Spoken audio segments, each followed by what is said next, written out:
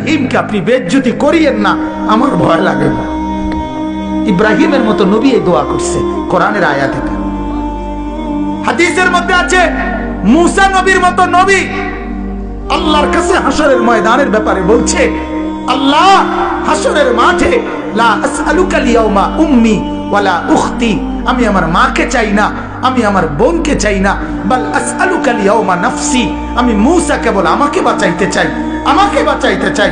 আল্লাহ আমাকে বাঁচান, হাসরের মাঠ আমার বড় ভয় হয়, হাসরের মাঠ আমার বড় ভয় হয়।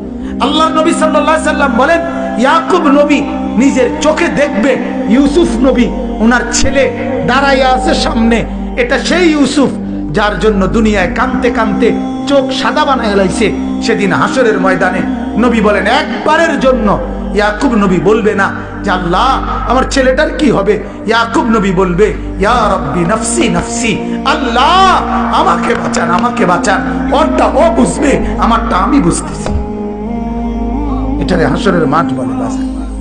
এই মুসলমান, আল্লাহর নবী সাল্লাল্লাহু আলাইহি ওয়াসাল্লাম হাসরের ময়দানের ব্যাপারে এতটা নবীজি নিজেও চিন্তা করতেন। আপনারা সবাই শুনছেন, জানেন, 5 ওয়াক্ত নামাজের পরে উলামায়ে কেরাম থেকে জিজ্ঞেস করে দেখেন, 5 ওয়াক্ত নামাজের পরে নবীজি নিজে যার হাসরের আখিরাতের মর্যাদার কোনো সীমা পরিসীমা নাই, সেই নবী 5 ওয়াক্ত নামাজের পরে যে কতগুলো দোয়া করতেন, এর মধ্যে একটা দোয়া, নবীজির একটা দোয়া ছিল এটা, আল্লাহুম্মা হাসিবিনি হিসাবান ইয়াসীরা, আল্লাহ এই বন্ধু আমি আপনার, আমারও বড় ভয় লাগে, আমার হিসাবটা সহজ করে দিয়ে। নবীজি বলছেন এই কথা। অথচ নবীকে আল্লাহ বলছে ওয়ালাল আখিরাতু খায়রুল লাকা মিনাল উলা, বন্ধু দুনিয়াতে আপনাকে যা দিলাম, আখিরাতে যা দেব, এই দুনিয়ার গুলোর চাইতে ওইগুলো অনেক বেশি উত্তম, অনেক বেশি দামি। এরপরও নবী বলেন, আল্লাহ আমার ভয় হয় আমার হিসাব যেন সহজ হয়।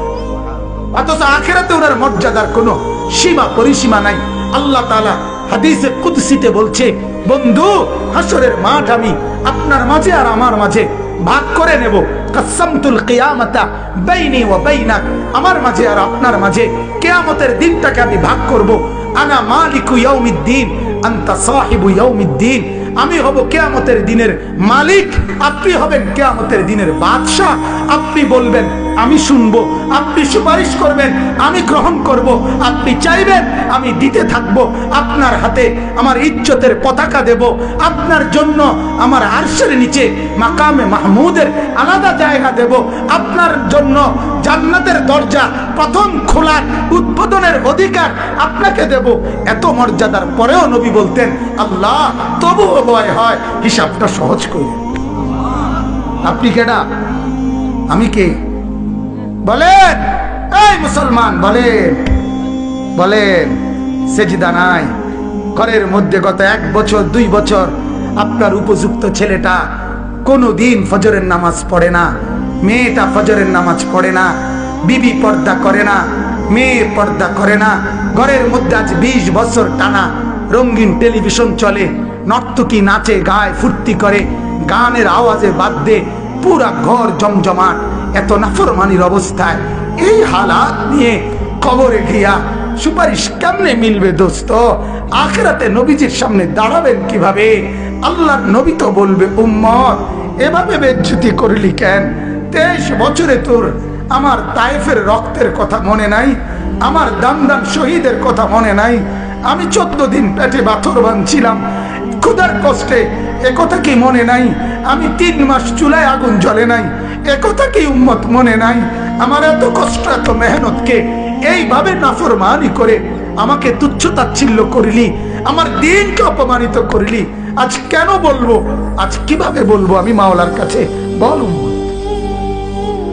কোরআনুল কারীমের সূরা নিসার মধ্যে আছে, ওয়াজিনা বিকা আলা হাউলা'i শাহীদা, আল্লাহ নবীকে বলছে, বন্ধু হাসরের দিন আমি আপনার হাতে আপনার উম্মতের আমলনামা তুলে দেব, আপনি পড়বেন, আপনি শোনাবেন, আপনি হিসাব করবেন, আপনি বলবেন, এরপরে আমি ফয়সালা দেব, আপনি সায়া করবেন। তাফসীরে আল্লাহর কসম এই কথা স্পষ্ট আছে।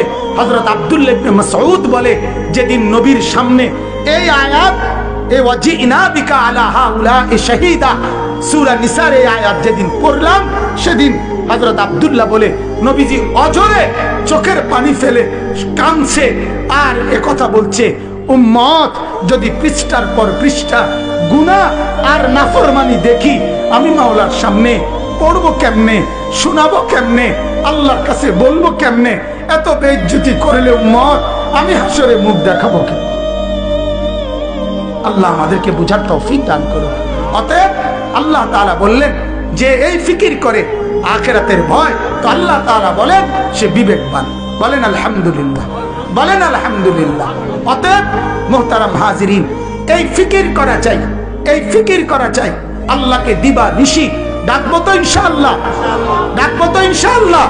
রাসূলুল্লাহ সাল্লাল্লাহু আলাইহি ওয়াসাল্লামকে ভালোবাসবো, মহব্বত করবো তো ইনশাআল্লাহ। শুধুমাত্র মুখে মুখে তো ইনশাআল্লাহ। কয় ভাবে? কয় ভাবে? আবার বলেন, আবার বলেন।